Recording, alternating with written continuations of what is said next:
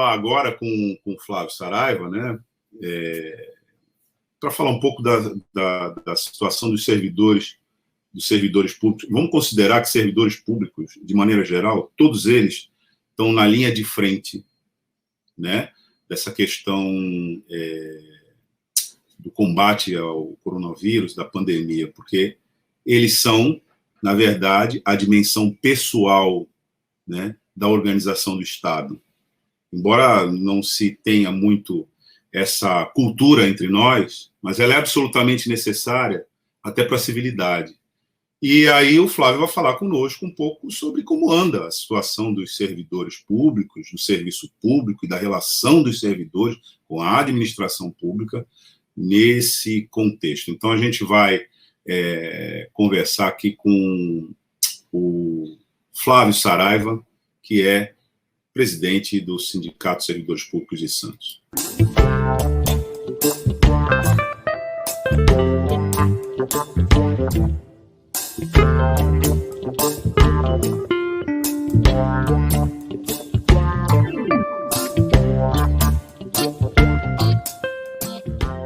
Bom dia, você, Douglas, Bruno, equipe da RBA, ouvintes, internautas que ouvem e veem a RBA. Estamos aqui à disposição.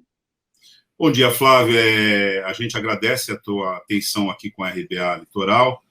O Flávio sempre está trazendo aqui para os ouvintes da RBA Litoral e agora também para os internautas, né, que nos acompanham pelas plataformas digitais, as informações do ponto de vista do servidor público, né, na relação com o serviço público e na relação com a cidade, porque, na verdade, falar em servidor público é falar da relação com a cidade, como eu dizia antes, na dimensão pessoal de quem tem a carreira do serviço público na sua condição profissional. Flávio, a gente sabe que a categoria dos servidores públicos estava conduzindo uma campanha salarial, né, no começo desse ano, em fevereiro, e já estava tendo dificuldades de diálogo com a administração pública municipal. No meio disso, houve a pandemia e as medidas de afastamento social.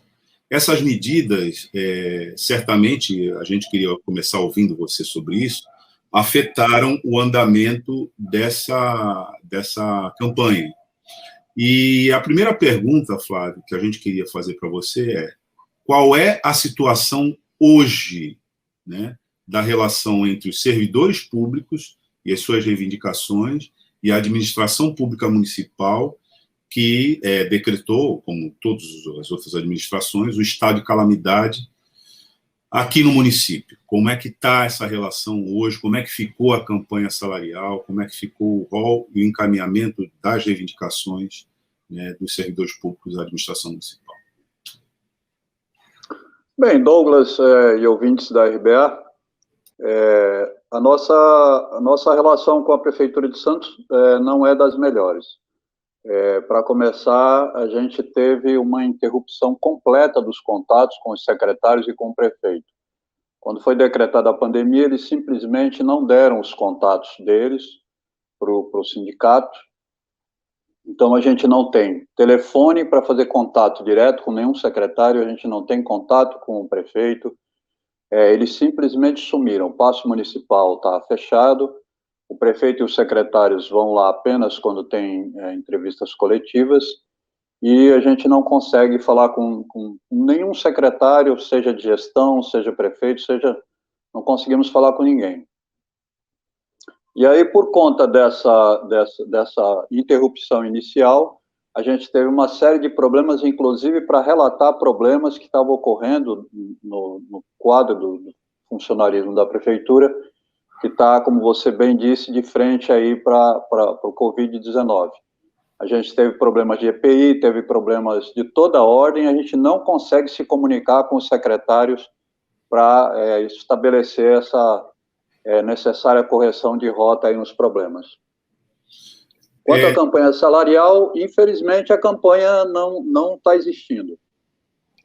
A gente estava começando a campanha salarial e simplesmente ela foi interrompida, a gente está agora com um prejuízo da inflação mais 2% que foi acrescido para o desconto da Previdência. Então, hoje a gente está arcando aí com prejuízo de mais de 6% no nosso salário, ou seja, nós perdemos o poder de compra dos nossos salários em mais de 6%. É assim que está a nossa situação hoje. Na verdade, isso, inclusive na linha do tempo, né, é uma sucessão, né, que aponta nesse sentido, uma sucessão de fatos. Primeiro com aquela reforma, né, que deu conta da previdência municipal, né, dos servidores públicos, com o aumento da alíquota, né, que já avançou no salário, nos vencimentos, nos proventos dos servidores. E segundo, exatamente com essa paralisia na negociação, né, e justificada pela administração pública. Na verdade, eu diria nem propriamente justificada, né? Ela foi posta, né, a partir dessa realidade do Covid-19, da pandemia. Mas, assim, a gente verifica também, Flávio, que durante esse período, outras medidas em desfavor dos servidores públicos foram adotadas, como, por exemplo, as férias, que foram colocadas para alguns segmentos, eu não sei se são todos, mas para alguns segmentos da área de educação, em plena pandemia. Quer dizer, se você não precisa ter muita sofisticação de raciocínio para entender a incompatibilidade entre as coisas. Porque se você está no distanciamento social com uma ordem da própria administração pública, que você não pode circular, só em casos absolutamente necessários, com uma restrição de circulação, quer dizer, isso é incompatível, né, com o direito fundamental de férias. Esse direito foi introduzido de contrabando na pauta da emergência da calamidade que está decretada aí pelo Covid-19. E a gente tem falado aqui também com alguns profissionais da educação, há uma reclamação muito grande quanto a esse fato, né, da decretação das férias, né, em plena pandemia. É verdade, Douglas. O que ocorre? Eu estou usando um exemplo para um exemplo comparativo para a gente pensar essa questão da decretação das férias dos trabalhadores da educação. Se você, por exemplo, você está trabalhando, você sofre um acidente, um problema médico, uma cirurgia, alguma coisa que faça com que o médico te afaste do trabalho. Tem sentido o teu patrão, logo depois que você é afastado, ele te dá férias? Quer dizer, é uma coisa absolutamente incompreensível uma situação como essa. Um patrão dá férias para alguém que acabou de fazer uma cirurgia, acabou de ser afastado em função de uma questão médica. A mesma coisa está acontecendo na Prefeitura de Santos.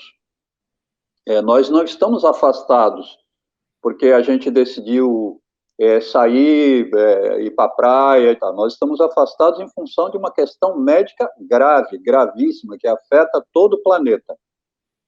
Se essa questão médica obriga os servidores a estarem afastados do seu local de trabalho e das suas funções, como é que a prefeitura pode dar férias ao mesmo tempo? É como se alguém que se acidentou, de imediato após ser afastado, recebesse férias do seu patrão, né? É um absurdo completo. A gente já questionou isso de todas as formas, nós vamos continuar questionando, nós vamos levar isso à justiça, se for necessário. Infelizmente, assim, e a secretária de Educação, inclusive, não nos dá o seu telefone para que a gente possa discutir diretamente isso com ela. Então, hoje, os trabalhadores da educação estão afastados em função da pandemia mundial de Covid-19 e, lamentavelmente, estão de férias também, férias essas, do nosso ponto de vista, completamente arbitrárias. Bom, então há uma dimensão que é contenciosa dessa decisão unilateral da administração, que pode ser questionada posteriormente, ou seja, para que, aí no caso, na justiça, não se reconheça esse período, né, essa decretação das férias em plena pandemia, para que isso seja invalidado na justiça. Então, pelo que você está dizendo, provavelmente o sindicato vai seguir esse caminho de controverter essa decisão da administração municipal na justiça. Nós estamos, como toda pessoa de bom senso nesse país, nós estamos também atendendo remotamente. Vamos aos locais de trabalho e algumas situações específicas com toda a proteção necessária ou possível, e o nosso jurídico também está nessa mesma situação. Mas a gente já está estudando como é que a gente faz para reverter essa situação, porque isso é um absurdo. O racional seria, Douglas e ouvintes da RBA, que a gente passasse pelo período de pandemia. Os afastamentos são afastamentos médicos em função da pandemia, e após passado o período de pandemia, se reunisse os servidores públicos, a comunidade escolar, os pais, os alunos, e a gente pudesse estudar uma maneira de recolocar toda essa interrupção da dinâmica que houve. Essa é uma discussão para a comunidade escolar, não é uma discussão ou uma intromissão, um ato autoritário como esse que foi tomado pela secretária de Educação e pelo prefeito, claro, porque ele obviamente foi comunicado e concordou com essa medida estranha, esdrúxula, de afastar, a título de férias, os servidores que estão afastados em função da pandemia. Flávio, como é que está a situação daqueles servidores na área de saúde que estão na linha de frente do combate à pandemia? Logo no começo, no dia 16 de março, né, portanto, no mês passado, o prefeito criou, né, a Prefeitura Municipal de Santos criou um comitê de contingência com todas as secretarias incluídas nesse comitê, mais os conselhos municipal de saúde do idoso, mais os clubes, os CDLs, né?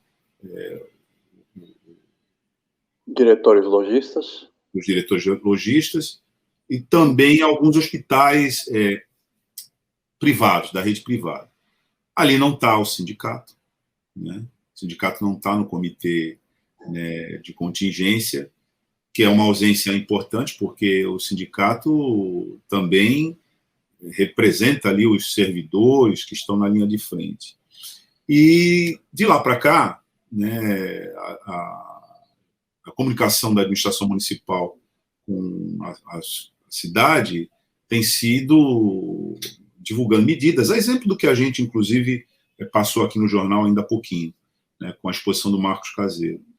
Mas, assim, há relatos de precariedade também do atendimento e de uma exposição, né, dos profissionais que estão na linha de frente. Me lembro que uma das medidas apontadas, e aí eu te pergunto também se isso está funcionando, seria de um hotel que seria disponibilizado para aqueles servidores que estivessem nas UTIs, assim, na linha de frente mesmo, não voltassem, se assim quisessem, para casa, né, e permanecessem nesse hotel. Foi um equipamento, foi uma promessa naquele momento, depois cumprida com a alocação de um prédio aí para o hotel, a alocação de um hotel, na verdade, no centro da cidade, para esses servidores. Te pergunto, como é que está a situação dos servidores públicos que estão na linha de frente, né, do combate à Covid-19? É uma situação, Douglas e ouvintes, bastante preocupante, para dizer o mínimo. Logo na saída desse processo de combate à quarentena, a gente já se deparou com uma falta generalizada de EPI, de equipamentos de proteção individual. Ora, a gente viu, inclusive por imagens nas TVs e na internet, como os países que enfrentaram verdadeiramente a crise do Covid-19 equiparam seus trabalhadores. A gente mal conseguia ver 2, 3 centímetros de pele das pessoas, porque todo o resto estava coberto com capuz, com aventais altamente herméticos, máscaras, inclusive plásticas translúcidas, cobrindo todo o rosto da pessoa, máscaras filtrantes por baixo. E aqui em Santos, assim, nada disso aconteceu.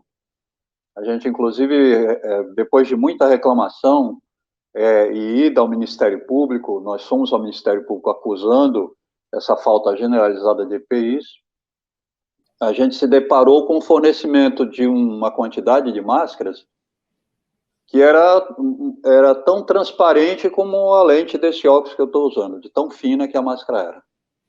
Essas máscaras estão aí, estão sendo usadas, muitos servidores, inclusive, estão sobrepondo essas máscaras para poder ela ter o mínimo de eficácia no seu uso, porque era completamente transparente. Você estendia a máscara em direção a qualquer fonte de luz e, assim, a máscara completamente translúcida, né? Então, os servidores começaram a colocar uma em cima da outra para ver se ajudava minimamente. Além disso, os equipamentos, muitos sem infraestrutura, né, sem insumos. É bem difícil, viu? Bem difícil, muito triste o que a gente está vendo naquilo que está acontecendo com os trabalhadores da saúde, não só em Santos, mas pelo país inteiro. A coisa está gravíssima, inclusive profissionais falecendo. Já em Santos a gente já teve falecimento de funcionários da saúde por Covid-19, e pelo país afora vai ser uma mortandade. Se não fosse a subnotificação que está havendo no país inteiro, a gente já teria um quadro provavelmente 10 vezes maior de mortes, tanto de servidores como da própria população. Na exposição que foi feita ontem, inclusive na coletiva, para que fosse divulgado os resultados daquele estudo ao qual o prefeito aqui de Santos se referia, mas se referia, inclusive, dizendo que todos os outros prefeitos dos 9 municípios da Baixada Santista que fazem, né, que estão dentro do consórcio, estariam, na verdade, dentro daquele escopo da pesquisa. Esse território cobria essa pesquisa cobria todo esse território.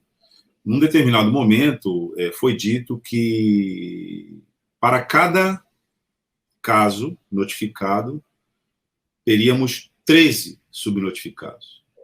Então, eu vou repetir, isso está na coletiva de ontem. É 1:13 a relação da subnotificação. O que reforça o que você está dizendo, né? Porque o que nós estamos recebendo em termos de informação é parte do que está aí na realidade e que é altamente preocupante por causa do comprometimento da rede de atendimento. Certamente, Flávio, essa distorção trazida pelas subnotificações é detectada, é sentida pelos servidores públicos que estão na linha de frente, né? Você tem informação? O sindicato tem alguma informação dessa situação concreta, né? Porque se há essa subnotificação, as pessoas chegam lá em número muito maior do que esse que supostamente é divulgado oficialmente, né, pelo poder público. Então, Douglas, a gente não tem essa informação e é relativamente simples a gente entender o que acontece. A subnotificação ela não seja de conhecimento, inclusive, dos próprios profissionais de saúde. Você imagina o seguinte, uma pessoa que falece num hospital, para que a gente tenha absoluta segurança de que ela faleceu em função de Covid-19, a gente precisaria da testagem. Então, a pessoa interna, imediatamente ela precisa ser testada, e mesmo aquelas que chegam já para os últimos atendimentos, já à beira de morte, precisam ser testadas imediatamente. Ora, a gente não tem teste suficiente para testar toda essa demanda de pessoas que são internadas nos hospitais. Quanto mais aquelas que não estão internadas, ou seja, a população que está contaminada e que não tem testagem nenhuma feita, né? Porque não tem testes no Brasil, tem uma quantidade ínfima, mínima de testes, então o resultado é esse. O que ocorre, então, é que dentro dos hospitais as pessoas estão falecendo, mas não está na causa mortes Covid-19, porque para isso precisaria fazer a testagem, essa testagem, inclusive, ao ser realizada, teria que ter um retorno rápido desse exame, e como isso não existe, essa testagem é mínima não dá para você dizer, por exemplo, agora a gente já percebe que tem gente falecendo de infarto mas o infarto provocado pela Covid. A gente tem várias causas-mortes que estão sendo atestadas, que agora está começando a se perceber que são derivações do ataque do vírus do Covid. Então, se uma pessoa ela falece, está lá, infarto, e não um infarto produzido por Covid, a gente não sabe quantas pessoas estão falecendo por Covid. Essa é a verdade. Infelizmente, eu acho muito difícil que alguém consiga, e lamentavelmente a gente não vai saber disso nem no futuro. Porque essas pessoas que estão falecendo com as mais diversas causas-mortes, estão sendo sepultadas, a gente não vai saber nunca do que essas pessoas faleceram. Então, os profissionais da saúde também estão num voo cego em relação a essa questão da causa-morte, do motivo do falecimento, infelizmente. Então, nem nós, servidores públicos, sabemos diretamente dentro das unidades de saúde o que está acontecendo com essas mortes que estão se avolumando cada vez mais. Flávio, você traz uma informação muito importante. A gente abordou alguns dias atrás, né, com Adriano Diogo, inclusive uma pessoa que tem uma trajetória vinculada à defesa dos direitos humanos e teve na formação da Comissão da Verdade, e uma das pautas da Comissão da Verdade era exatamente o reconhecimento do terrorismo de Estado que tinha, né, ceifado vidas durante a ditadura civil-militar, através da emissão de um atestado de óbito, onde fosse descrita a causa-mortes, descrita corretamente a causa-mortes, para que a família, primeiro, tivesse, enfim, a formalidade, né, da razão da morte do seu ente. E, evidentemente, né, como houve uma violação por parte do Estado daquela vida, etc. e tal, se assim o desejasse, exercer os seus direitos contra o Estado, que naquele momento foi tomado por terroristas, né, contra a população que lutava pela democracia. E a relação com o fato atual é exatamente essa que você descreve aí, Flávio, também. Você está dizendo o seguinte: nós temos vários sepultamentos, você respondeu a pergunta, você nós não temos nem como saber isso. Porque você tem vários sepultamentos, muitos deles vinculados a comorbidades, que resultaram na morte. Você citou o caso do infarto, e é verdade, né? Essa situação ela se agrava bastante quando a gente verifica essa negligência, né, na condução vinda através da insuficiência de equipamentos, etc. Mas o Estado acaba negligenciando uma informação que tem que ser colocada de maneira verdadeira. Isso apresenta a seguinte perspectiva: a perspectiva de um litígio gigantesco que se apresenta aí para frente dessas famílias, para que sejam reconhecidos esses óbitos como óbitos decorrentes da pandemia. E aí a gente pode se perguntar, né, Flávio? Mas olha, tudo bem, mas é uma pandemia. O mundo inteiro estava vivendo essa pandemia. Não havia defesa. Mas não é só essa questão. É que o presidente da República estimula as pessoas a comportamentos tendentes a agravar a letalidade da pandemia. Saiam às ruas, isso é uma gripezinha, etc. Eu não vou repetir aqui o excesso, a quantidade de barbaridades que foram ditas para a população nesse momento. Mas isso faz com que o seguinte: não só por conta do estímulo da principal figura do Estado brasileiro hoje promova esse tipo de insanidade, mas pela deficiência do Estado nos equipamentos públicos que você descrevia. Então, por exemplo, a presença do Estado nos territórios mais vulnerabilizados.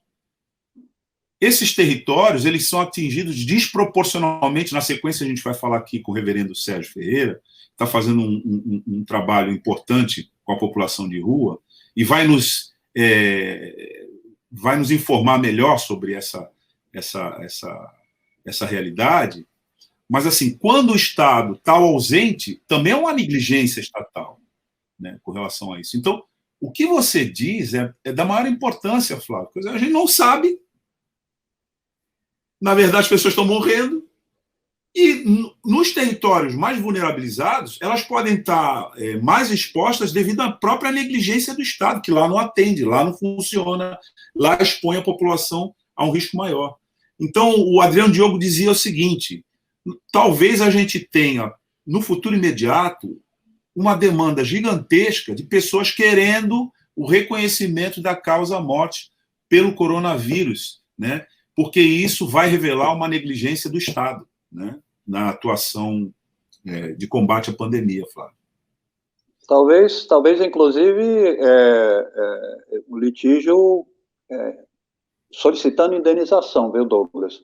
Porque, olha só, se a gente pensar o que está acontecendo no Brasil, o presidente da República ele não está só estimulando as pessoas a irem para a rua. O presidente da República está faltando com recursos para melhor equipamento do SUS. O presidente da República está faltando com recursos para atender as famílias de forma que elas possam não ficar circulando pelas cidades como está acontecendo nesse momento. O presidente da República está dificultando esses míseros 600 merréis que as pessoas deveriam ter acesso. A gente passa, por força dessas idas em algumas unidades para verificar a situação dos servidores, mesmo estando em quarentena, mas a gente precisa em alguns momentos estar na rua, a gente passa em frente às agências da Caixa Econômica Federal e é um absurdo, é um crime o que está se cometendo contra essas pessoas que estão indo para a Caixa Econômica Federal. Porque as pessoas estão se aglomerando, estão fazendo filas enormes, dobrando quarteirões, virando quarteirões, para ter acesso a esse dinheiro que é uma merreca. Enquanto que para bancos, enquanto que para grandes empresas tem dinheiro farto. Então, assim, tem uma série de crimes que está se cometendo contra a população nesse momento no Brasil, que passa por diversos comportamentos. Incentivo a ir para a rua, falta de recursos para a saúde, falta de recursos para atender as famílias mais pobres, falta de infraestrutura para atendimento, enfim, tem muitos crimes em andamento. Então, eu acho que se as famílias forem para o litígio, elas têm que ir para o litígio para o reconhecimento da causa-morte, sim, daquelas famílias que perderam seus entes queridos, mas o Estado precisa indenizar também essas pessoas, porque as pessoas estão sendo empurradas como frangos para o matadouro, de uma forma absolutamente irresponsável. São comportamentos de sociopatas contra a população. Flávio, a gente está terminando aqui a entrevista com você, muito esclarecedora, por sinal, e a gente queria perguntar para você qual é a orientação do sindicato para os servidores públicos que estão, né, nesse momento, impedidos, pelo que você descreveu, de se comunicarem com a administração municipal, com os gestores do município, nas suas condições específicas, e que tem tantas demandas como essas que você apresentou, inclusive ligadas à pauta do combate à pandemia, demandas urgentes. Qual é a orientação do sindicato para os servidores nesse momento, Flávio? Orientação, Douglas e colegas servidores que, por eventualidade, com certeza tem muita gente ouvindo o RBA Litoral, é que liguem para o sindicato. A gente está atendendo todas as pessoas que ligam para o sindicato, façam as suas reclamações e também, se puderem, acessem os meios de comunicação de internet, onde estão o prefeito, secretários e membros do governo, e mandem para essas pessoas essas reclamações. E não só, eu acho que a gente também deve mandar para os meios de comunicação essas mesmas reclamações. Então, são três as fontes de contato que a gente tem aí para fazer pressão no sentido de que essas coisas se resolvam. Ligar para o sindicato, chapar as redes sociais aí dos administradores, que agora estão todos intocados, todos escondidos, e nem o telefone para contato com o sindicato eles passam, e para a imprensa, para a RBA Litoral e para todos os meios de comunicação da cidade.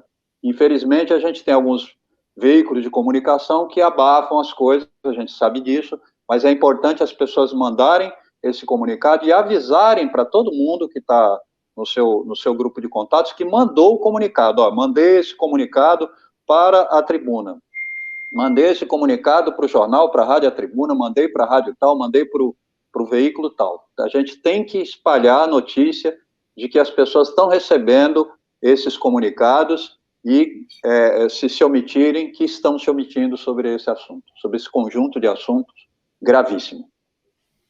Flávio, a gente agradece a tua participação aqui no Manhã RBA Litoral, já também estendendo o convite para que você volte a conversar conosco, porque é uma necessidade, como a gente viu pelas suas intervenções, que você faça isso, que os servidores estejam também orientados nesse momento em que eles estão na dupla condição, né, de estarem na linha de frente do combate ao coronavírus e, ao mesmo tempo, como os demais da população, quando não estão lá, né, nessa tarefa tão importante para a sociedade, estão no distanciamento social e com uma pauta que demanda a relação, né, permanente com a administração municipal, que nesse momento, segundo o que você mesmo informou, falha nesse sentido, né, da comunicação tão necessária entre os servidores, através da sua organização sindical, e a administração municipal. A gente agradece a tua participação aqui e deseja que o sindicato continue, né,